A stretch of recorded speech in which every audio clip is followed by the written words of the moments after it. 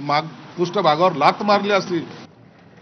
आणि यानंतरची बातमी दोनही राष्ट्रवादी काँग्रेसच्या विलिनीकरणासंदर्भातली आहे। अजित पवारांच्या निधनाच्या दिवशीपासूनच एका गोष्टीची सातत्याने चर्चा आहे, ती म्हणजे राष्ट्रवादी काँग्रेसच्या विलिनीकरणासंदर्भातली। आता सध्याचं चित्र काहीसे या विलिनीकरणावरून असं झालेलं आहे की अजित पवार यांच्या पक्षातल्या नेत्यांमध्ये कटुता, पण दुसऱ्या बाजूला शरद पवारांच्या राष्ट्रवादीची विलिनीकरणावरून असलेली आतुरता, हे चित्र सध्या राज्यात पाहायला मिळतं आहे। आणि विलिनीकरणानंतर अजित पवारांकडेच पक्षाचं नेतृत्व दिलं जाणार होतं, असा मोठा दावा शशिकांत शिंदेंनी केलेल्या एका लेखातनं सुद्धा करण्यात आलेला आहे। त्यामुळे विलिनीकरण करणं ही दादांना खरी श्रद्धांजली असेल, असं ठामपणे शशिकांत शिंदे म्हणतात। मात्र अजितदादांचे नेते सुनील तटकरे, राष्ट्रवादी काँग्रेसचे ते प्रदेशाध्यक्ष आहेत, त्यांनी तात्काळ पत्रकार परिषद घेतली आणि शशिकांत शिंदेंचे सगळे दावे खोडून काढले। शशिकांत शिंदेंनी जे काही लिहिलेलं आहे ते गैर आहे आणि अनाधायी आहे, असं तटकरे म्हणतात। अजित पवारांच्या पश्चात पक्षाची सगळी सूत्र सुनेत्रा पवारांकडे जातील असं वेळोवेळी सांगितलं जातंय। तर एनडीएचा सर्वात मोठा घटक पक्ष असलेल्या भाजपची भूमिका सुद्धा विलिनीकरणामध्ये अर्थातच निर्णायक असेल। त्यामुळे विलिनीकरणाची सगळी चर्चा कधी थांबणार, भिजत घोंगडं कधी निकाली निघणार, हे पाहावं लागेल। तर शशिकांत शिंदे यांनी आपल्या लेखात नेमकं काय म्हटलंय ते सुद्धा पाहूया। अदृश्य शक्तींच्या कारवाया, धमक्या, खोटेनाटे षडयंत्र असून केलेल्या आरोपांमुळे अजित पवार राष्ट्रवादीतनं बाहेर पडले।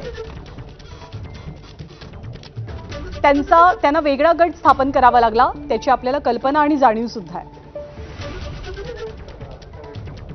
परंतु झालेली चूक आता पुन्हा दुरुस्त करायची या विचारानं दादा गेल्या 4-5 महिन्यांपासून कामाला लागले होते। दोन्ही राष्ट्रवादीच्या एकत्रीकरणाचा निर्धार करून ते जयंत पाटील, शरद पवार आणि आमच्याशी संवाद साधत होते। मनपा आणि जिल्हा परिषदांच्या निवडणुकीत त्यासाठीच त्यांनी जाणीवपूर्वक दोन्ही राष्ट्रवादी काँग्रेसची युती घडवून आणलेली। स्वतः हिरिरीनं प्रचाराची आघाडी ते सांभाळत होते।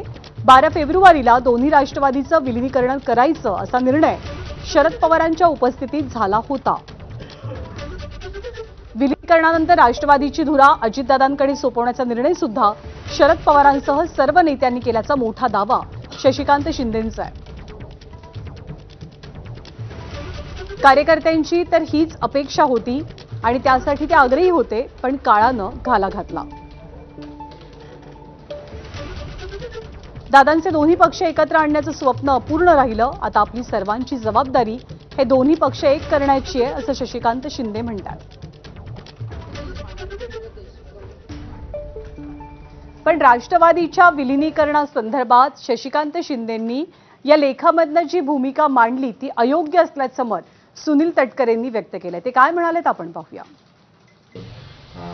एकत्रीकरण व्हावं, त्यानंतर आता अजूनही महत्त्वाचं आहे की आता ते नाही आहे, त्यांची शेवटची इच्छा पूर्ण व्हावी। या संदर्भातला निर्णय जेव्हा केव्हा कोण चर्चा सुरू करेल त्यावेळेला वहिनी आहेत, कारण त्या आमच्या नेते आहेत, उपमुख्यमंत्री आहेत, एखादा प्रस्ताव किंवा एखादा विचार कोणी मांडला तर मग त्या बाबतीमध्ये पक्षाच्या कोर ग्रुपमध्ये चर्चा होऊ शकते। वेगवेगळे पक्ष ज्यावेळेला सोबत येत असतात त्याला मुख्य पक्षाला त्या संदर्भामध्ये विश्वासात घ्यावं लागतं। पण आज एनडीएचा मुख्य पक्ष भारतीय जनता पक्ष आहे।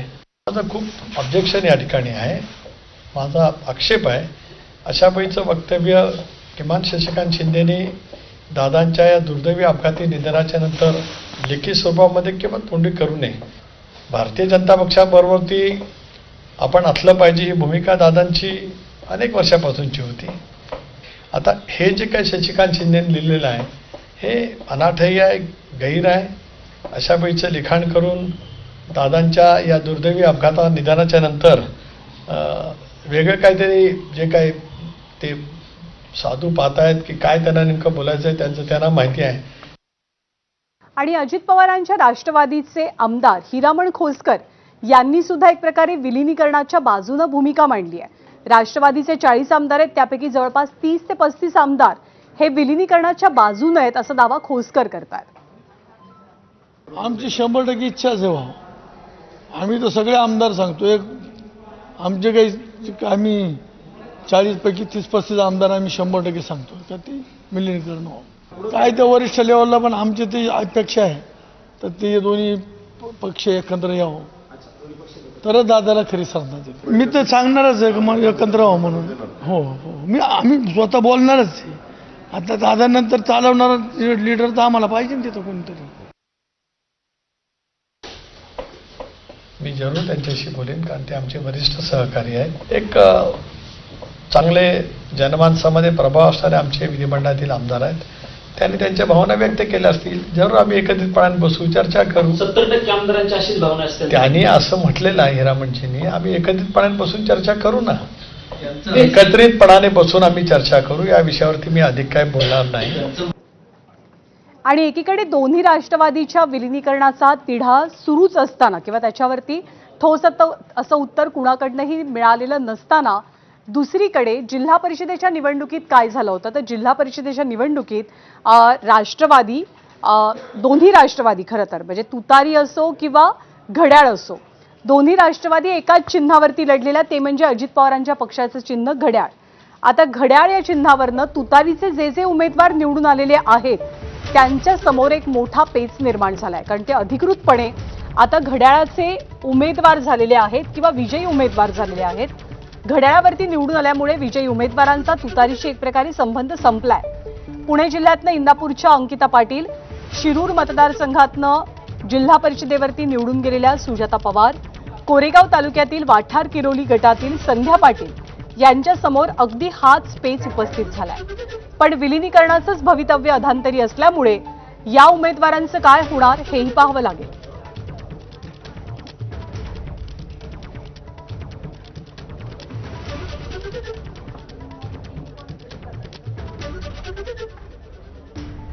आणि अजित पवार यांच्या निधनानंतर अमोल मिटकरी यांच्या भावनांचा अनेकदा उद्रेक होत